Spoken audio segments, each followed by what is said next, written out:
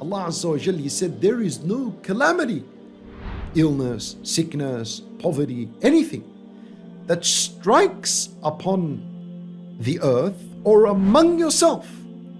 So there is no calamity that strikes you, there is no sickness and illness that affects you, إِلَّا فِي كِتَابٍ, except that it was already written in the book, اللوح المحفوظ, مِن قَبْلِ أَن نَبْرَأَهَا, even before this calamity was ever created, even before Allah created cancer.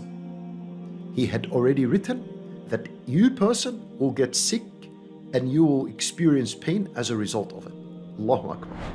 So don't work yourself with thinking, if I had done that, had I done this, if I only avoided this person, I wouldn't have got sick. To avoid all of this, when Nabi sallallahu alayhi wasallam, he said, وَلَا تَقُلْ لو أني فعلت كذا وكذا لكان كذا وكذا فإن لو تفتح عمل الشيطان. Nabi sallallahu alayhi wasallam forbid us. He said, do not say, if I had done that and if I had done this. Don't say that.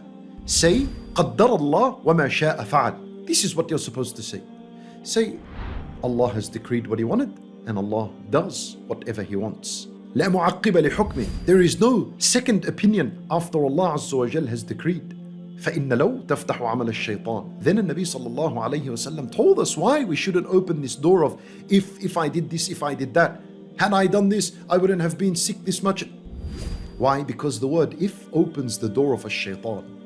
Because these ifs are endless. And the more you engage in this conversation, had I done this, I wouldn't have got sick. But if you did this, this calamity wouldn't have happened. If you open this door, slowly, slowly you begin to drift away from accepting Allah's qadar. And you have fallen into the trap of a shaitan. And that's how a person loses his faith in Allah and his trust in Allah Azza wa Jal. That's how a person loses his iman. You see how? You lose your iman from the door of if. And then why do you keep saying if? If is a word that implies possibility. So it's nothing even certain. Where are you taking yourself with all these ifs and ifs? When a person is sick or ill or going through a calamity, yes, that is a musibah, which means Allah intended this calamity for you and no one else. Allah Azza wa Jal precisely decreed that this calamity, this illness, this sickness affect you and no one else. Allahu Akbar. It was intended for you. It's not like random things that are happening in the universe. And if I avoided this, or if I did this, or if I did that, and I wish I hadn't done that, oh my God. No, don't say that. This was intended specifically for you. That's why it was called a what? It was called a musibah, meaning asab al-hadaf. It hit the target exactly what Allah Azza wa Jal intended for it to be. Allahu Akbar. Allahu Akbar. Alhamdulillah. We are happy to announce the launch of the One Islam TV app. Watch hundreds of high-quality produced Islamic reminders, Quran learning videos, stories of the prophets, and so much more. 2 new videos uploaded daily, inshallah.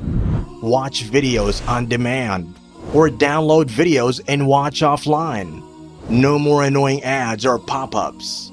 100% safe browsing for your peace of mind.